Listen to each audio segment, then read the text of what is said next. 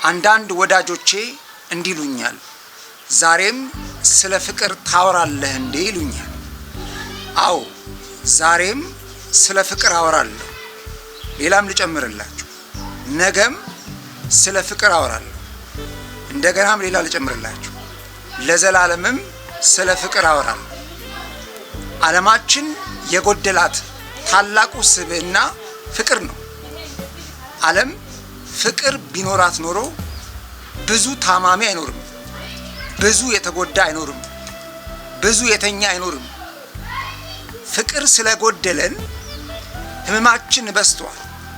በቤተሰብ ፍቅር ጎሏል፣ በትዳር ፍቅር ጎሏል፣ በጓደኝነት ፍቅር ጎሏል፣ በሀገር ፍቅር ጎሏል። የጎደለን ታላቅ ክብር ነው። ፍቅር የሰው ልጅ ክብር ነው። አንድ ሰው አከበረኝ የሚላችሁ እናንተ በሰጣችሁት ቦታና ፍቅር ልክ ነው። ፍቅር ከሰጣችሁት ሰውን ታከብራላችሁ። አያችሁ፣ በየትኛውም መንገድ ፍቅር ወሳኝ ምዕራፍ ነው። ፍቅር ልናወራ ይገባል። በየዕለቱ ፍቅር ልናወራ ይገባል። አንድ ምሳሌ ልስጣችሁ። አንድ ዶሮ 12 ብልት አላት። በፍቅር ውስጥም ብዙ አይነት ክፍል አለ። የአምላክ ፍቅር አለ። አምላክ ደግሞ ለሰው ልጆች ሼር ያደረገው ፍቅር አለ። የሰው ልጆች ደግሞ እርስ በርሳቸው ብዙ አይነት ክፍል አላቸው። ፍቅር ውስጥ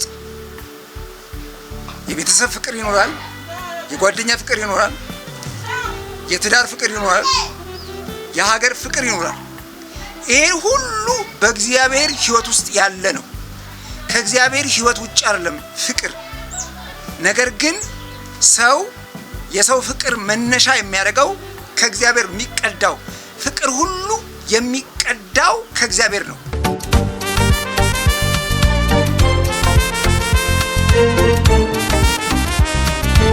ዳግም ከሚመጣው ከጌታችን ከኢየሱስ ክርስቶስ ጸጋና ሰላም ጣፋጭ ሕይወት ለከበራችሁ ቅዱሳን ሁሉ ይሁን። እስከ መጨረሻ ድረስ እንደምወዳችሁ ጌታ ኢየሱስ ያውቃል። ከእግዚአብሔር ሕይወት ውጭ አይደለም ፍቅር። ነገር ግን ሰው የሰው ፍቅር መነሻ የሚያደርገው ከእግዚአብሔር የሚቀዳው ፍቅር ሁሉ የሚቀዳው ከእግዚአብሔር ነው። ፍቅር ከሌላ ቦታ የሚቀዳ ከሆነ ነው ክፉ። ምክንያቱም ሰይጣን በራሱ በሌላ መንገድ ፍቅርን እየቀዳ ነው። በሌላ መንገድ እያሳይ ፍቅር ያልሆነ ፍቅር ያልሆነ ማለት ፍቅር የሚቀዳው ከአምላክ ነው፣ ከእግዚአብሔር ነው። ፍቅር የሚቀዳው ከእግዚአብሔር የተቀዳ ፍቅር ለኔ፣ ከእግዚአብሔር የተቀዳ ፍቅር ለቤተሰብ፣ ከእግዚአብሔር የተቀዳ ፍቅር ለትዳር፣ ከእግዚአብሔር የተቀዳ ፍቅር ለሀገር፣ ከእግዚአብሔር የተቀዳ ፍቅር እርስ በርሳችን በሚያስደንቅ የፍቅር ሕይወት እንድናልፍ ያግዘናል። የሚመች ፍቅር ከእግዚአብሔር የሚወርድ ፍቅር ነው ለሰው ልጅ።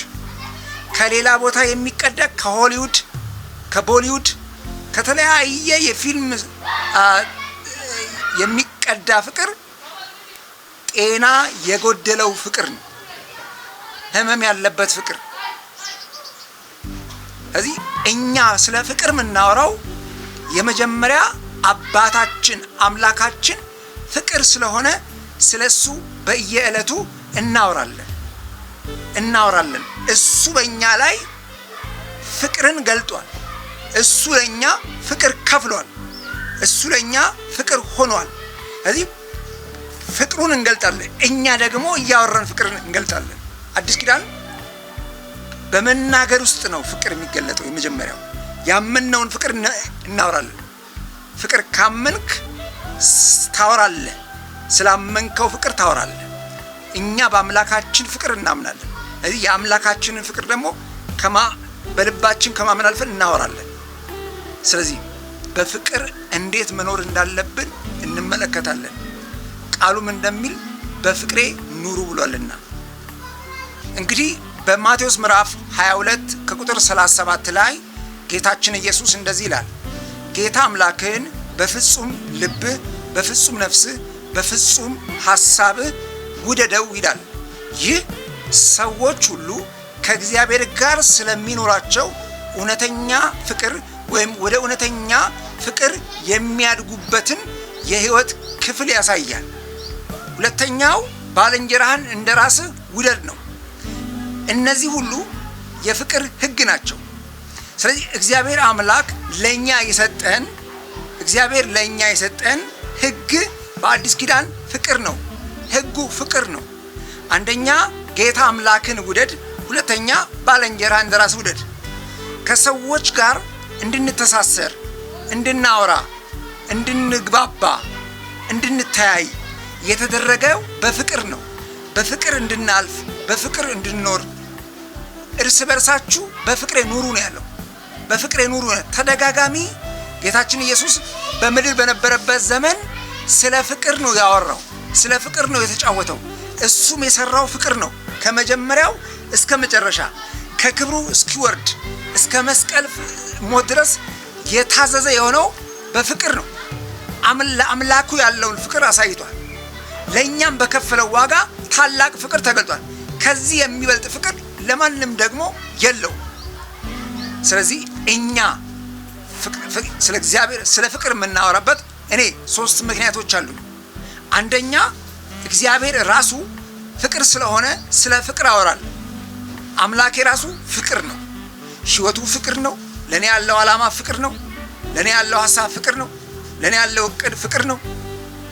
ሁሉ ፍቅር ነው። እግዚአብሔር ለኔ ያለው ለእናንተም ያለው እግዚአብሔር ለኛ የፍቅር ሐሳብ አለው። ፍቅሩንም ገልጦልናል። ሁለተኛ እግዚአብሔር ራሱ ጌታችን ኢየሱስ ራሱ በፍቅሬ ኑሩ ብሏል። በምንም ኑሩ አላለም። በፍቅሬ ኑሩ። እሱ በፍቅሬ ኑሩ።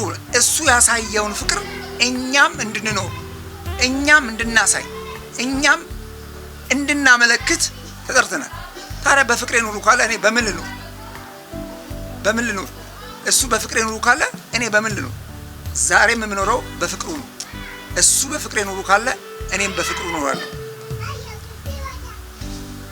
እዚህ በፍቅር የምንኖርበት ዋና ምክንያታችን ይሄ ነው። በፍቅሩ የምንኖርበት ፍቅር ነው። እግዚአብሔር ፍቅር ስለሆነ ሶስተኛው እንግዲህ በፍቅር ህግ ሁሉ ምን ብሏል? ተይዟል። በፍቅር ህግ ሁሉ ታስሯል። በፍቅር ታትሟል። ህግ ሁሉ በፍቅር ታትሟል። ስለዚህ ስለ ፍቅር እናወራለን በዚህ መንገድ። እዚህ እናንተም በፍቅሩ ኑሩ፣ እኔና እናንተ በፍቅሩ እንኑር።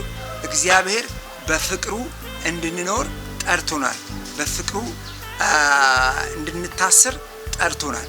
በፍቅሩ እንድንገኝ፣ እንድናወራ፣ ጨዋታችን ፍቅር እንዲሆን፣ ቤተሰብ ፍቅር በፍቅር እንዲሆን፣ ሀገር በፍቅር እንድትኖር እግዚአብሔር አምላክ ጠርቷታል።